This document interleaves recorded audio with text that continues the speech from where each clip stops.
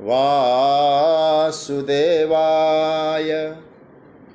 कृष्णाय वासुदेवाय हरये परमात्मने प्रणतः क्लेशनाशाय गोविन्दाय नमो नमः।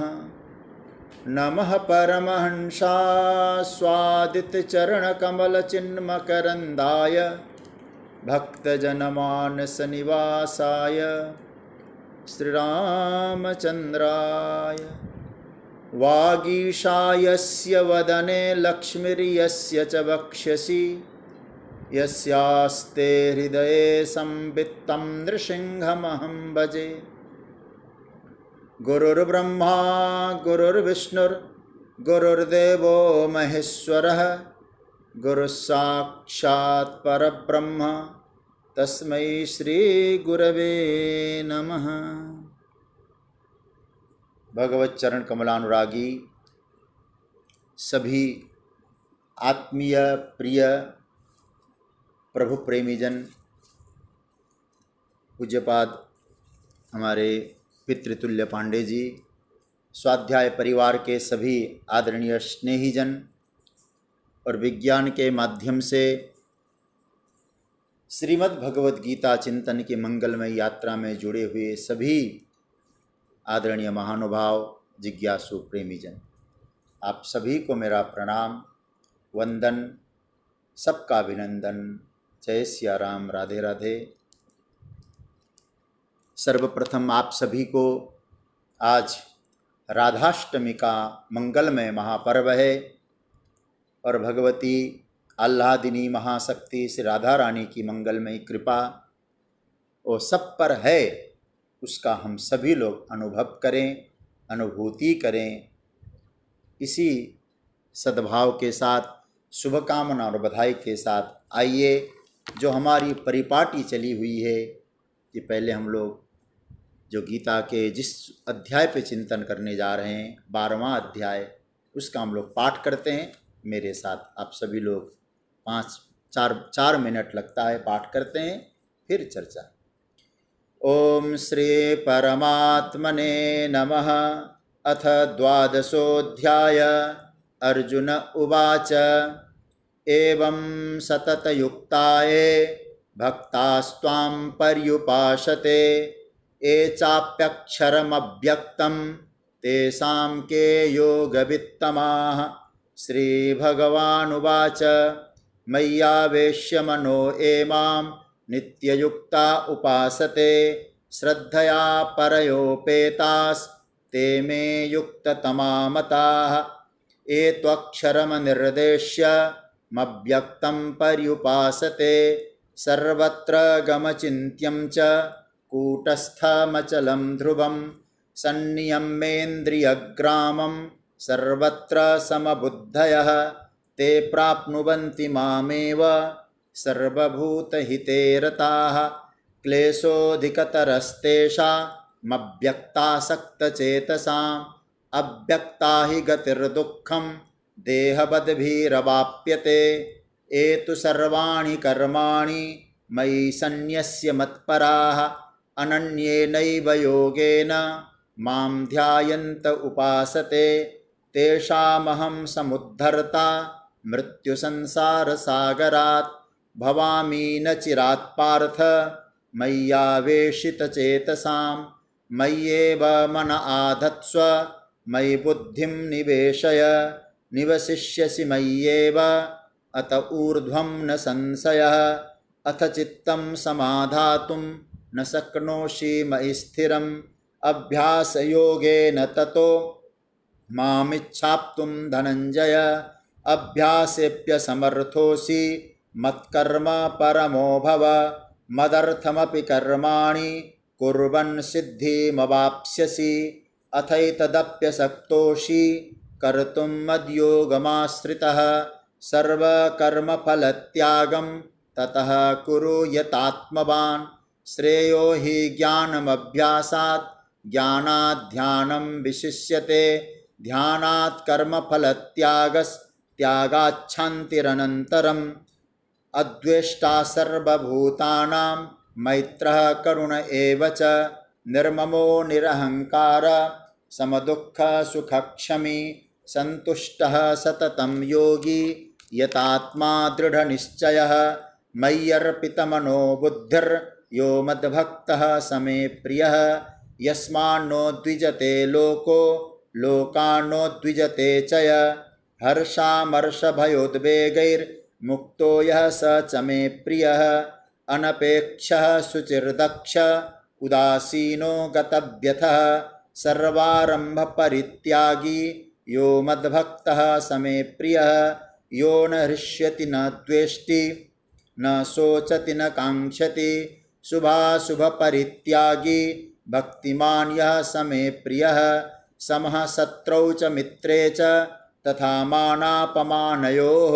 शीतोष्णसुखदुःखेषु समः सङ्गविवर्जितः तुल्यनिन्दास्तुतिर्मौनी सन्तुष्टो येन केनचित् अनिकेतः स्थिरमतिर्भक्तिमान् मे प्रियो नरः एतु धर्म्यामृतमिदं यथोक्तं पर्युपासते श्रद्दधाना मत्परमा भक्तास्तेतीव मे प्रियाः। ओम तत्सदिति श्रीमद्भगवद्गीतासूपनिषत्सु ब्रह्म विद्यायां योगशास्त्रे श्रीकृष्णार्जुन संवादे भक्ति योगो नाम द्वादशोऽध्यायः। श्रीकृष्णार्पणमस्तु। प्रभु की कृपा से हम लोग श्रीमद् भगवद गीता के 12वें अध्याय भक्ति योग पर चिंतन कर रहे हैं। 16वें श्लोक की हम लोग जो यात्रा कर रहे हैं उसमें भगवान ने अपने भक्त के अंतकरण में जो जो लक्षण पाए जाते हैं अथवा जो लक्षण होते हैं उन लक्षणों का भगवान ने वर्णन किया है। यदि कहूँ बल्कि उन लक्षणों के माध्यम से भक्त की स्तुति की है प्रभु ने। भक्त में इस प्रकार के लक्षण मौजूद रहते हैं। कौन कौन से लक्षण थे? अनपेक्षः, शुचिः, दक्षः, उदासीनः, गतव्यथः। इन लक्षणों पर तो हम लोगों ने चिंतन किया। आज जिस लक्षण पर हम लोग चिंतन करने जा रहे हैं वो लक्षण है सर्वारंभ परित्यागी। यदि मैं कहूं ये जो शब्द है झंझटी शब्द है एक देर के कहा जाए तो सर्वारंभ परित्यागी। देखिए ऐसे आरंभ जो शब्द है गीता के अनुसार उस आरंभ शब्द का अर्थ कर्म होता है। क्योंकि 18वें अध्याय में भी भगवान ने यही कहा है सहजम कर्म कौन्तेय सदोषमपि न त्यजेत सर्वारंभा ही दोषेण धूमे नाग्निरिवावृता। वहाँ भी आरंभ शब्द का प्रयोग आया है और आरंभ शब्द का अर्थ वहाँ कर्म को ही कहा गया है। और यहां भगवान ने क्या कहा? सर्वारंभ परित्यागी। कर्म का, सारे कर्मों का त्याग करने वाला। और हम लोग तीसरा अध्याय जब अध्ययन किए थे, पढ़ाई किए थे, उसमें भगवान ने क्या कहा था? कोई भी व्यक्ति बिना कर्म के रह नहीं सकता। शरीर यात्रा पिचते न प्रसिद्धेत अकर्मण। क्योंकि जैसे यदि मैं बैठा हूँ तो बैठना भी कर्म है, सो रहा हूँ तो सोना भी कर्म है, मैं श्वास ले रहा हूँ ये श्वास लेना भी एक प्रकार का कर्म ही है। और यहाँ भगवान ने क्या कहा? भक्त कौन है? सर्वारंभ परित्यागी। मतलब सीधी सी बात है, सारे कर्मों को त्याग करने वाला मेरा भक्त होता है। अब एक तरफ तो ये कहा जा रहा है कर्म को कोई त्याग नहीं सकता, और दूसरी तरफ ये कहा जा रहा है सारे कर्मों का जो त्याग करने वाला। इसलिए मैंने कल कहा था, बहुत जिसको कहा था ना, कहा जाता है पेचीदगी, ये शब्द पर। और सज्जनों, एक बात और समझ लेना, गीता के अनुसार एक बात तो हम लोगों ने बहुत चिंतन किया, कर्म फल त्याग की बात भगवान ने जरूर कही है, लेकिन कर्म त्याग की बात जो प्रभु ने यहां जो कहा, सर्वारंभ परित्यागी, ये बड़ा विचित्र मामला लगता है। फल त्याग की चर्चा हम लोगों ने की है, लेकिन कर्म त्याग की तो बड़ी विचित्र है। और भगवान कह चुके कर्म कोई त्याग नहीं सकता। और भक्तों के लक्षणों में सारे कर्मों का जो त्यागी होगा वो मेरा भक्त होगा। अब हमें थोड़ा सा विचार करना है। हमारे बड़े बड़े संतों ने बड़े बड़े प्रकल्पों को संभाला है, बड़ी बड़ी संस्थाओं को संभाला है। अब हम कैसे कहेंगे कर्म त्याग? रामकृष्ण मिशन, स्वामी विवेकानंद जी, चिन्मय मिशन, आप सोचते जाइए, इन लोगों ने एक मिशन बना दिया, तो कर्म त्याग से तो बना नहीं होगा। और स्वामी शिवानंद जी का डिवाइन लाइफ सोसाइटी, तो भगवान और एक क्या, इनसे बड़ा तो कोई भक्त हुआ भी नहीं। चिन्मय आनंद जी, शिवानंद जी, ऐसे ऐसे, और मैं एक तो ऐसे उदाहरण दिया हूं, अनेक है इस प्रकार के। क्यों ऐसा कहा प्रभु ने? और उनके तो प्रकल्प ही प्रकल्प थे, संस्था ही संस्था थे, और ये बिना कर्म के तो ये संस्था खड़े नहीं हुए। और भक्तों के लक्षणों में कहा गया कर्म त्यागी बने। इसलिए आप लोग की जो गीता का चिंतन कर रहे हैं, मैं तो समझता हूं इसको बहुत गंभीरता से चिंतन करना पड़ेगा। देखिए, ये तो मैं आप लोग कह सकते हैं कि जो जो बड़े बड़े प्रकल्प तैयार हुए बहुत वर्ष पहले से और आज भी चले आ रहे हैं, उसके मूल में कोई साधु थे, कोई संत था, ये तो आपको स्वीकार करना ही पड़ेगा। मैंने एक बार एक चिन्मयानंद जी महाराज का एक लेख पढ़ा था। उसमें वो लेख क्या लिखते हैं कि तुम्हारा जो प्रोजेक्ट है तुम्हारे सामर्थ्य से बड़ा होना चाहिए। ये उन्हीं का लेख है।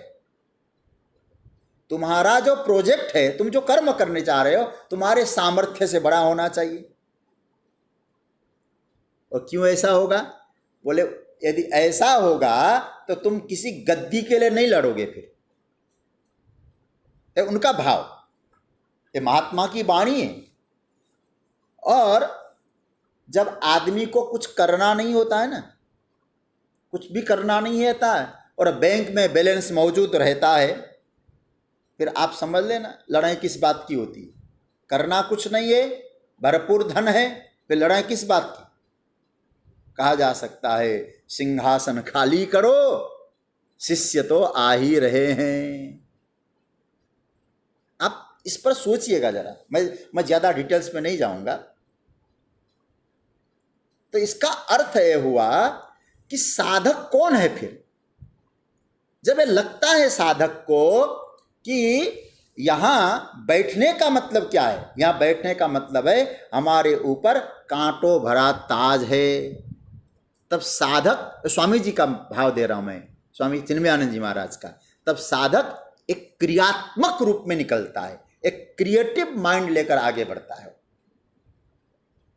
फिर क्या होगा? फिर जब क्रिएटिव माइंड लेकर वो आगे बढ़ेगा तो वो सोचेगा जो कुछ मैं अपने लिए अपने बलबूते पर कर रहा हूं, ये मेरा संकल्प नहीं है, ये समष्टि का संकल्प मैं पूरा करूंगा। आप लोग थोड़ा सा चिंतन करना गंभीरता से।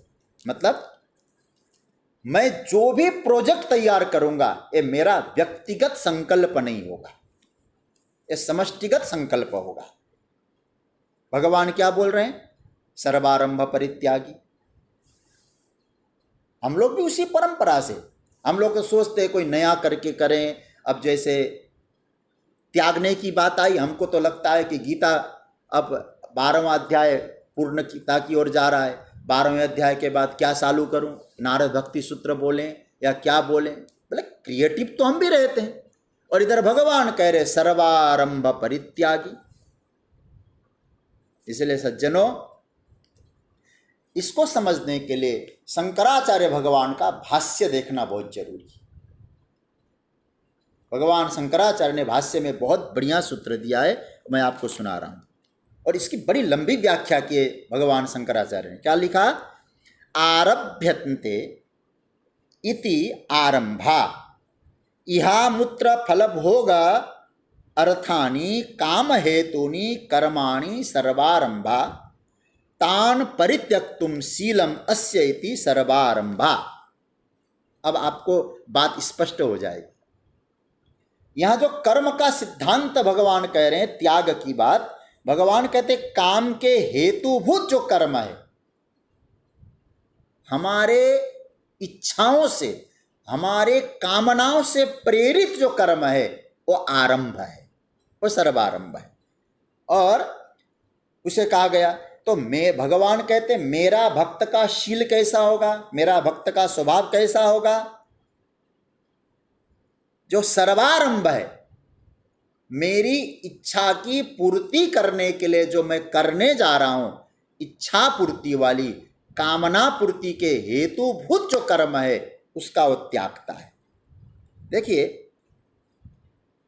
संकल्प यदि वो भक्त का है तो भगवान कहते हैं उसका संकल्प काम प्रेरित नहीं होगा, राम प्रेरित हो जाएगा।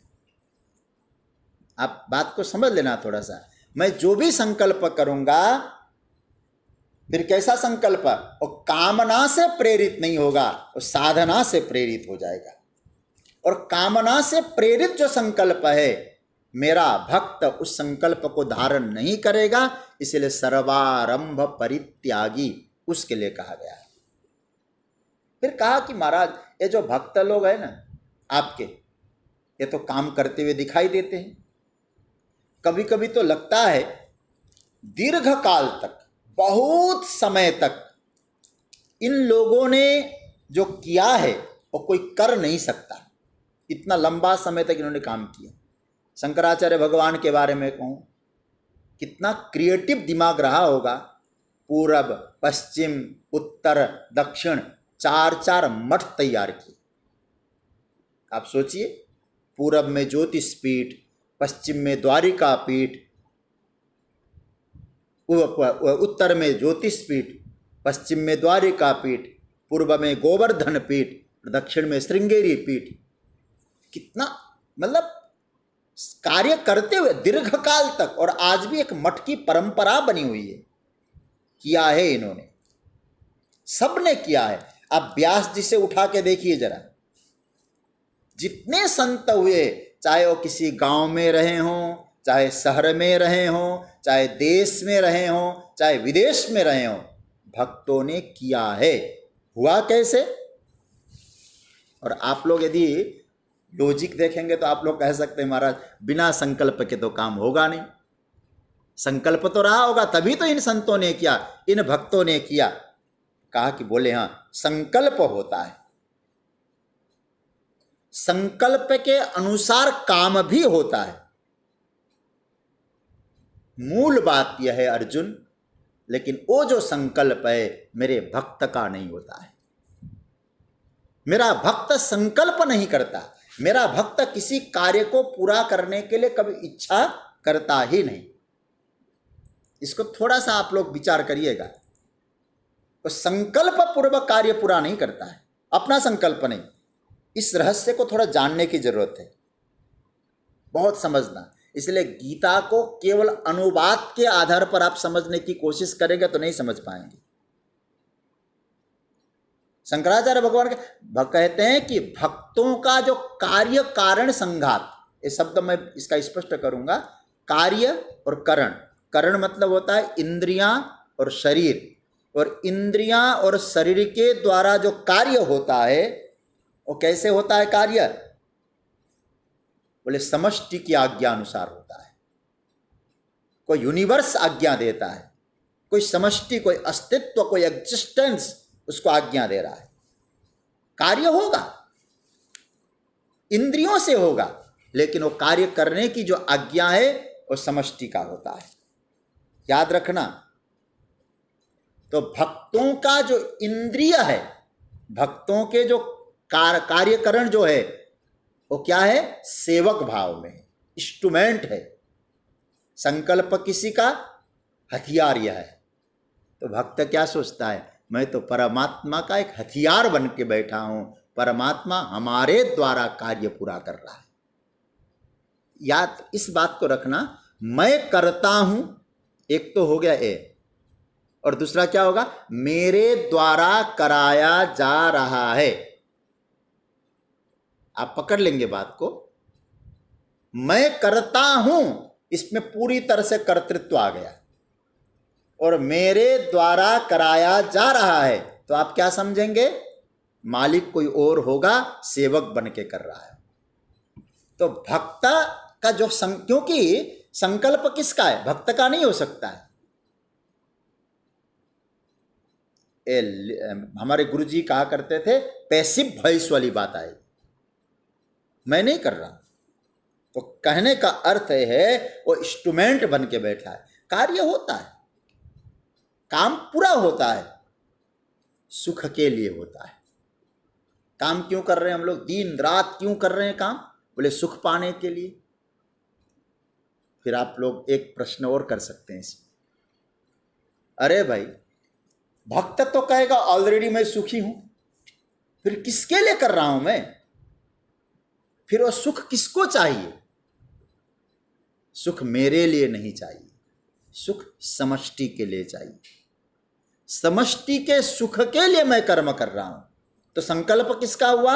उस समष्टि से संकल्प आया और मेरे द्वारा कार्य हुआ। जरूरत किसकी हो गई? जरूरत हो गई समष्टि की, जगत की, और वह जरूरत बन के स्फुरित हुई है मेरे हृदय में। भक्त के हृदय में संकल्प प्रकट हुआ। समष्टि के संकल्प की पूर्ति का जो स्थान है वो भक्त का हृदय है। आप लोग गीता का स्वाध्याय करें, इसलिए समझ जाएंगे। मतलब जरूरत किसका है? अन्य लोगों को जरूरत है, और संकल्प किसके हृदय में उठता है? भक्त के हृदय में उठता है। उसकी आवश्यकता की जो स्फुरणा होती है ना, वो आवश्यकता की स्फुरणा भक्त के हृदय में उठती है, ज्ञानियों के हृदय में उठती है। देखो एक बात और कहूं मैं आपसे, आप लोग पहले भी सुन चुके हैं, और जो यहाँ बहुत अच्छे अच्छे सुधी लोग बैठे हैं, हमारे शास्त्रों में आया है, जब महाप्रलय का समय आता है, उस समय होता क्या है? होता यह है कि सारे जीव उस विशालता में सोए, तो उनका कर्म प्रकट होता है, कर्म का परिपाक होता है। और जब कर्म का परिपाक होता है तो कर्म के परिपाक के लिए सृजन की आवश्यकता होती है। आज थोड़ा सा आपको लग रहा होगा विषय कठिन लग रहा है, लेकिन शब्द ही ऐसा दिया है ठाकुर ने, तो समझने के लिए थोड़ा कठिन सा लगेगा आपको। क्योंकि कर्म को यदि चरितार्थ करना है, एक्टिव करना है, तो उसके लिए सृजन की आवश्यकता होती है। अब आप सोचिएगा किसके लिए हो रहा है? जो सोए थे महाप्रलय के समय में, उनका कर्म परिपक्व होता है। जरूरत किसको हो गई? बोले कर्म की परिपक्वता में जरूरत है जीवों की, क्योंकि उन्हीं का कर्म परिपाक हुआ।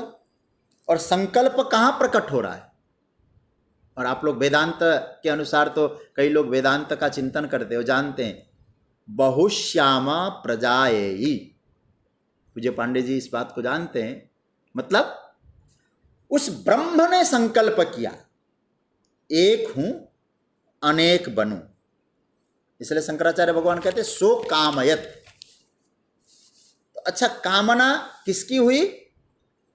तो कहते समस्त प्राणियों के कर्मों से अथवा कर्मों के परिपाक से संकल्प उठा।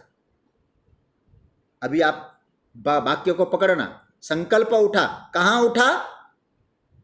ब्रह्म में, मैं एक हूं अनेक बनूं।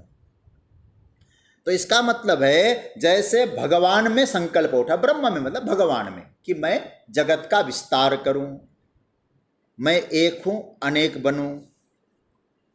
और जैसे भगवान के मन में संकल्प उठा तो भगवान सोचते हैं मैं अपने संकल्प को पूर्ण करने के लिए भक्त का हृदय चुनता हूं। बस वो संकल्प क्या हुआ, फिर भगवत प्रेरित संकल्प हो गया। आवश्यकता है जगत को, वो संकल्प उठा भगवान में और भगवान का संकल्प भक्तों के हृदय में आया। लेकिन कैसा भक्त के हृदय में संकल्प उठा? जब भक्त का अपना संकल्प नहीं होता। आप कभी सोच सकते हैं क्या, जिन शंकराचार्य बड़े बड़े महापुरुषों ने इतना बड़ा प्रकल्प किया, क्यों किया? परमात्मा ने करवाया। एक मैं उदाहरण आपको दूं, जब व्यक्ति का अपना संकल्प होता है ना, भगवान बहुत बड़ा कार्य उस व्यक्ति को नहीं देते। और जिसके जीवन में अपना कुछ नहीं होता है, भगवान कहते हैं मेरा कार्य कर सकता है। इसलिए इच्छा जो शब्द है ना, इसको पकड़ना। अपनी इच्छा को पूर्ण करने में जीवन भर लगे रहने वाले लोग बहुत बड़ा कार्य नहीं कर सकते। एक छोटी सी बात कहूं, जब हनुमान जी महाराज को भगवान राम ने कहा कि हनुमान आप जाओ, कहाँ? लंका। बोले क्या करना? सीता को मेरा संदेश सुनाना।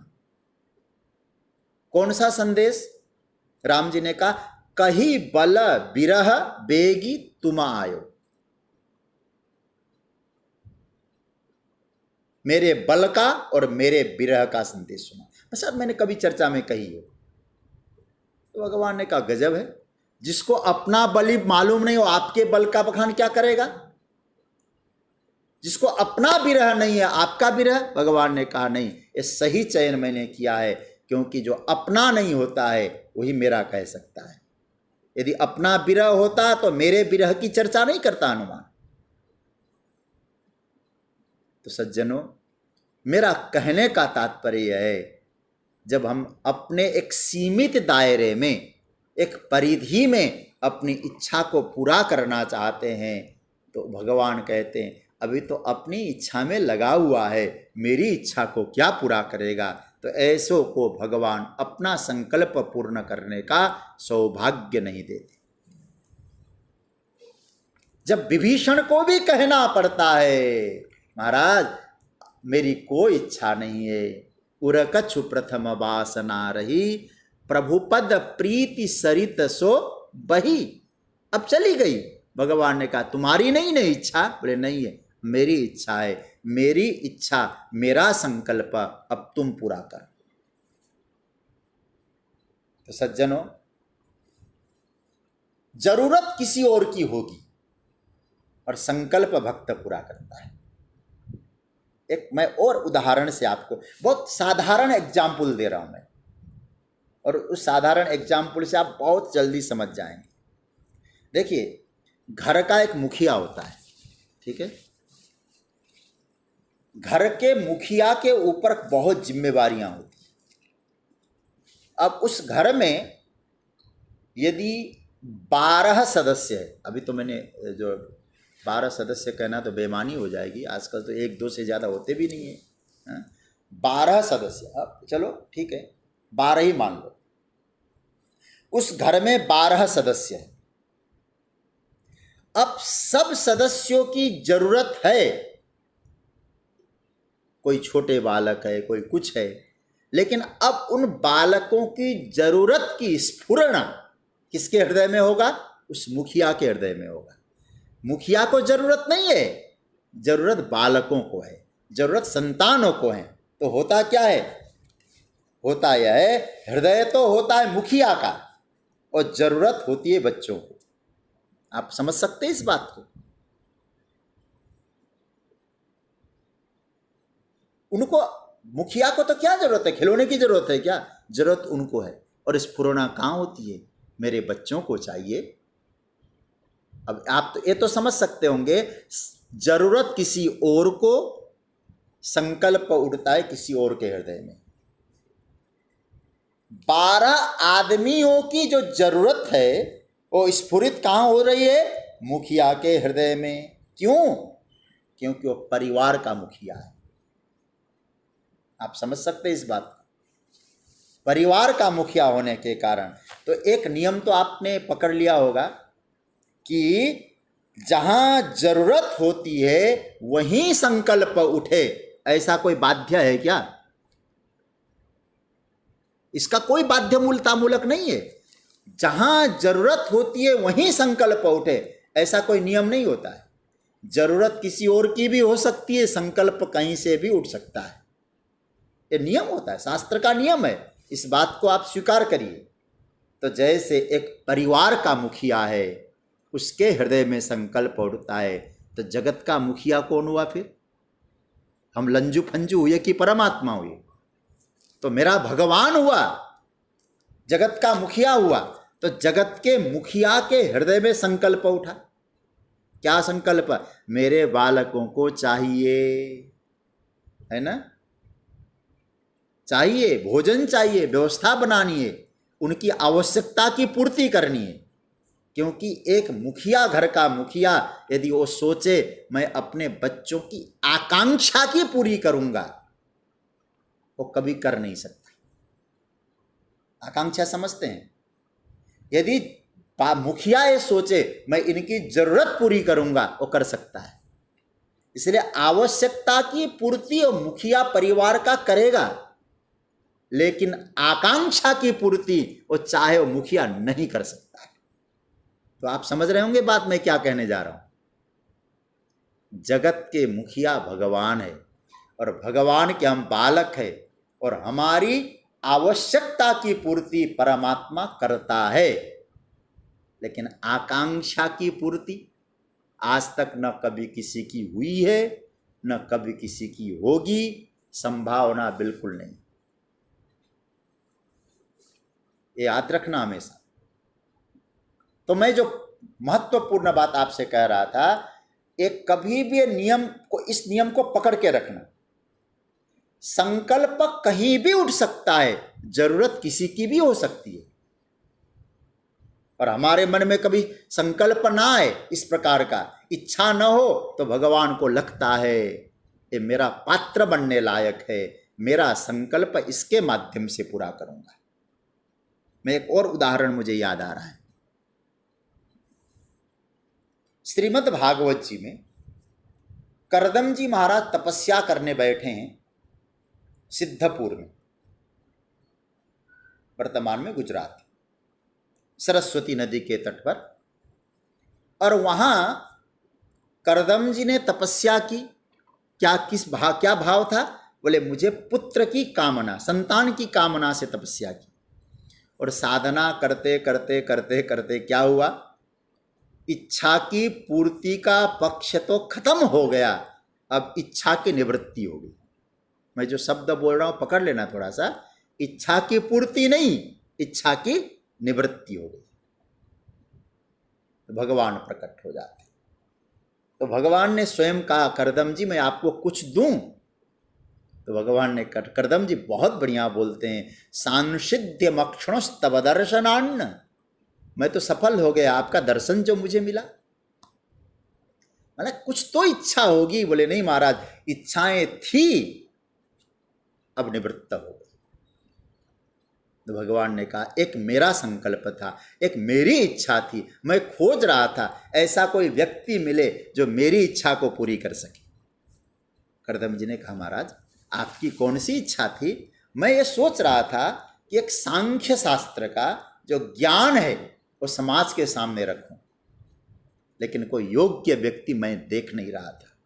कौन, कैसा योग्य? बोले जिसकी अपनी इच्छा न हो। तो आज मुझे मिल गया, अब मैं आपको माध्यम बनाता हूं। क्या कहते हैं? सदाहम स्वांस कलया तद वीर्येण महामुनि। हा। भागवत में जो भागवत मूल पढ़ते नहीं है ना, ऊपर ऊपर पढ़ के जो कथा सुनाते हैं, वो लोग ये नहीं बोल पाएंगे, वो नहीं कहते ये लोग। क्या कहते हैं? करदम जी ने कहा हमारे घर आप बेटा बन के आइए। भागवत में ऐसा लिखा ही नहीं। श्रीमद् भागवत में भगवान स्वयं कहते, करदम जी आप ऐसे महान है, मैं आपको पिता बना के, आपका पुत्र बन के आऊंगा, जिससे कि समाज को ज्ञान प्रदान करूंगा। तो सज्जनों, ये बात हमेशा पकड़ के रखना कि परमात्मा ही किसी भक्त के माध्यम से अपना संकल्प पूरा कराता है, क्योंकि जरूरत है समष्टि की और संकल्प का उदय होता है भक्त के हृदय में। वो संकल्प अपना नहीं है, भगवान का होता है, क्योंकि उसके हृदय में भगवान का निवास है। सो आराउर निज गेहु ईश्वर सर्वभूतानां हृदय सिर जुन तिष्ठति। अतः वो भक्त अपनी ओर से कोई आरंभ नहीं करता। आरंभ शब्द का अर्थ मैंने क्या कहा था? कर्म। अपनी ओर से कोई संकल्प नहीं करता, अपनी ओर से आरंभ नहीं करता। वो अल्पारंभ नहीं, बहुआरंभ नहीं, सर्वारंभ परित्यागी बनता है। मतलब उस भक्त का अपने खुद के लिए एक भी संकल्प नहीं होता है, परंतु बहुत बड़े बड़े संकल्प होते हैं उसके हृदय में, लेकिन वो संकल्प प्रभु के होते हैं, दूसरों के लिए होते हैं, अपना संकल्प उनका नहीं होता है। मुझे पवन नंदन श्री हनुमान जी याद आ रहे हैं। आज मंगलवार है। आप कभी सोचिएगा, हनुमत चरित्र को यदि आप चिंतन करेंगे, हनुमान जी कौन है? पहले तो हनुमान जी का परिचय देख लीजिए। जासु हृदय आगार बसहि राम शर चापधर। नित्य भगवान हनुमान जी के हृदय में निवास करते हैं। अच्छा, आप सोचिएगा हनुमान जी का संकल्प क्या था? कभी आप सोच सकते हैं इस विषय में? हनुमत चरित्र पढ़िएगा, शुरू से लेके अंतिम अवधि तक हनुमान जी का अपना कोई संकल्प नहीं था। हनुमान जी जब पढ़ने गए सुग्रीव के पास, सूर्य के पास, अध्ययन पूरा हुआ। पूरा अध्ययन होने के बाद हनुमान जी ने कहा, गुरुदेव मेरे लिए क्या आज्ञा है? देखिए, अब सूर्य भगवान ने क्या कहा? बोले नहीं, कोई आज्ञा नहीं। नहीं गुरुदेव, गुरुदक्षिणा में तो मुझे कुछ देना है आपको, और मैं आपकी आज्ञा का पालन कर सकूं, मेरी कोई इच्छा नहीं कि मैं कुछ करूं, लेकिन आपकी कोई इच्छा हो तो मैं पूरी करूं। सूर्य भगवान कहते हैं, एक काम करो हनुमान, मेरा एक संकल्प है। सूर्य भगवान हनुमान से कह रहे, क्या है? मैं अपने बेटे का कल्याण करना चाहता हूं, आप मेरे बेटे की सेवा करो। आप जानते हैं सूर्य के पुत्र है सुग्रीव। तो हनुमान जी महाराज ने कहा कि फिर क्या करना है? बोले आप जाओ, मेरे पुत्र की सेवा करना और मेरे बेटे को मेरे वंश में जो अवतार लेने वाले भगवान सूर्यवंशी राम है उनसे मिलवाना। आप सोच सकते हैं यहाँ हनुमान जी किसके कारण आए? संकल्प किसका है? सूर्य का। उठा कहाँ संकल्प पूरी करना? हनुमान जी के हृदय में। तो अपने लिए कुछ कर रहे हैं कि गुरुदेव के लिए कर रहे हैं? तो कभी कभी संकल्प गुरुदेव का होता है, कभी कभी संकल्प भगवान का होता है, और पूरा करने की जिम्मेवारी भक्त की होती है। आप पूरा देखना, राम सेवा की उन्होंने। आप कभी सोचिएगा, हनुमान जी ने कोई संकल्प लिया हो, एक भी ऐसा कोई संकल्प बताइए जो हनुमान जी ने अपने लिए लिया हो कि मैं ये करने जा रहा हूं।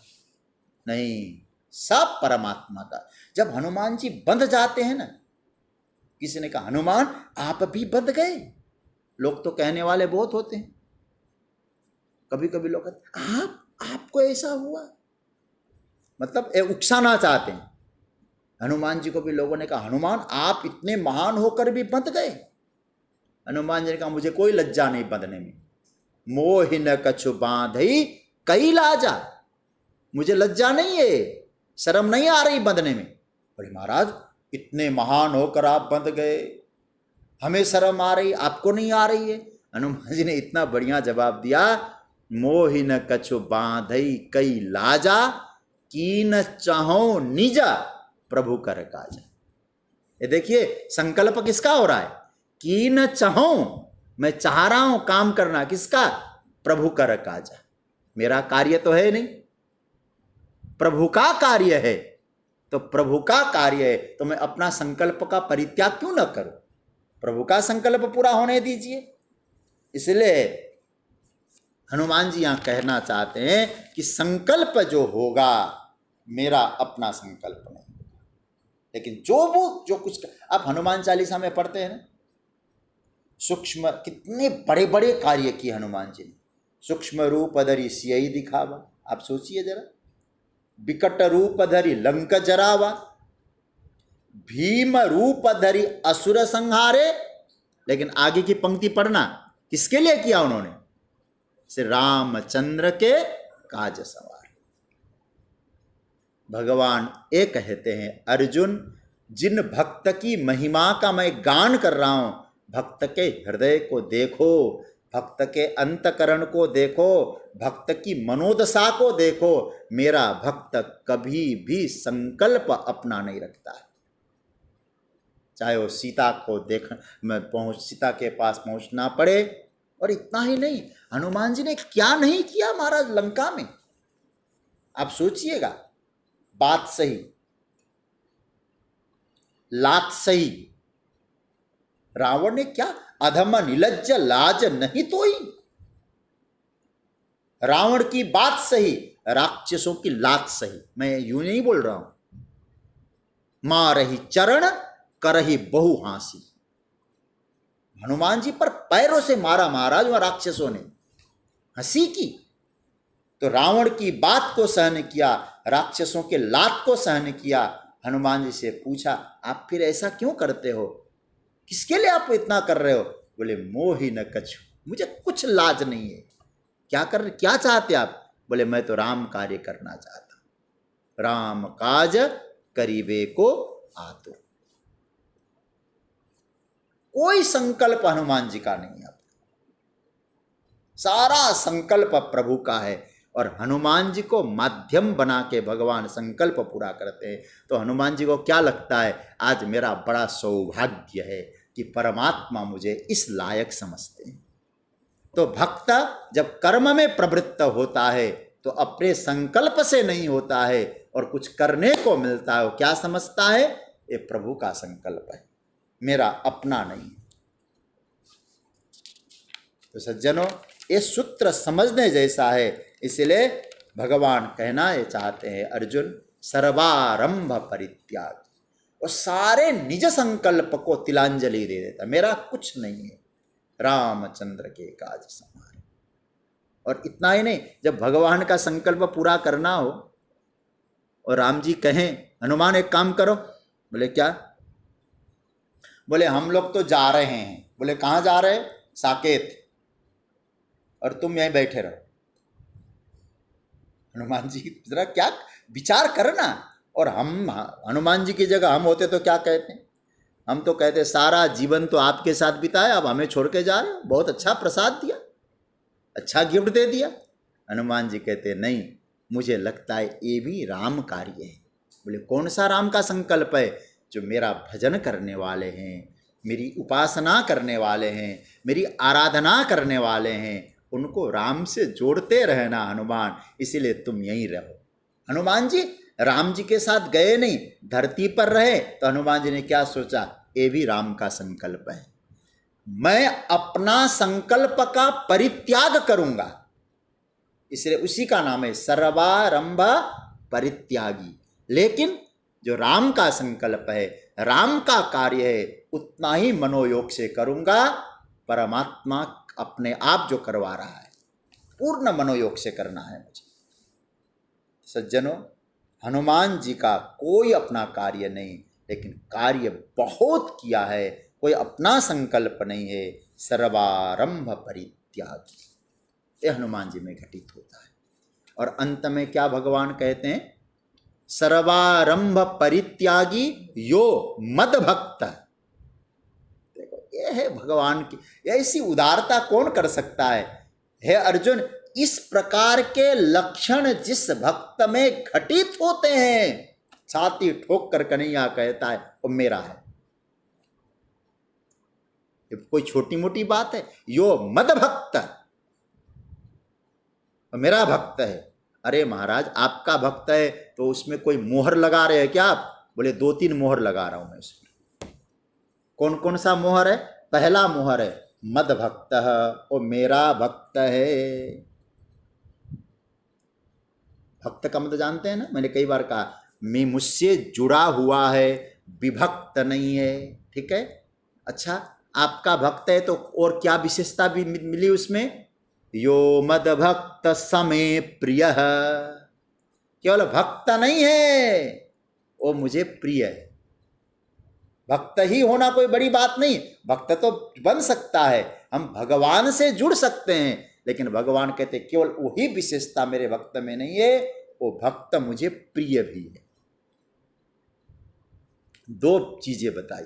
ये जो लक्षण जिसमें है अर्जुन, वो मेरा भक्त है, मुझसे जुड़ा हुआ है और मेरा प्रिय भी है। भगवान हमारे प्रिय बन जाए, ये तो बहुत अच्छा लगता है। लेकिन यहाँ तो ठाकुर जी क्या कह रहे हैं?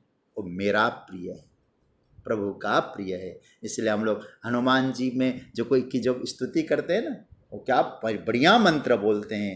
अतुलित बलधामम हेम शैलाभदेहम दनुज वन कृशानुम ज्ञानिनाम अग्रगण्यम सकल गुण निधानम वानराणामधीशम रघुपति प्रिय भक्तम बात जातम नमामि। इसलिए रघुपति के कौन है?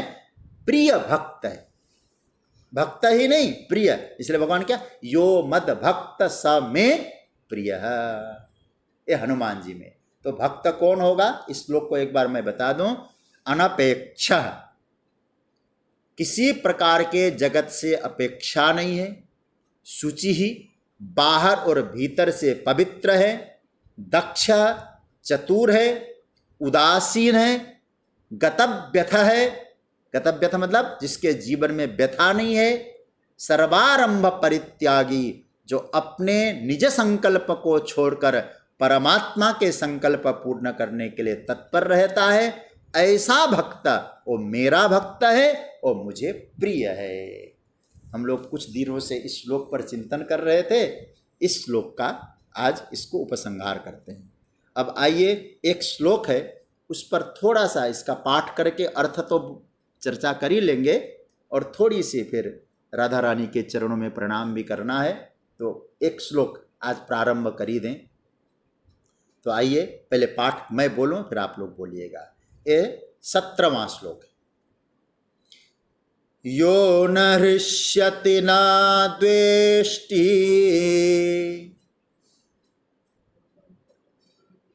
न शोचति न कांक्षति शुभाशुभ परित्यागी